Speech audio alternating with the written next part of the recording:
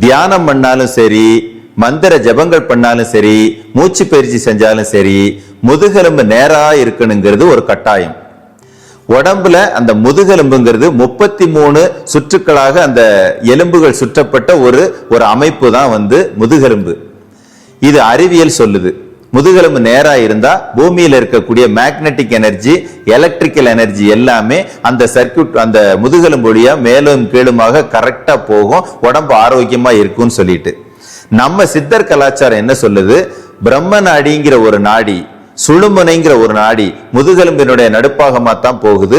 அது நேராக இருக்கும் பொழுது மட்டுமே சக்தி பிரவாகம் சரியாக இருக்கும். இல்ல அப்படின்னா ஆரோக்கிய குறைபாடு இருக்குன்னு சொல்லியிருக்குது.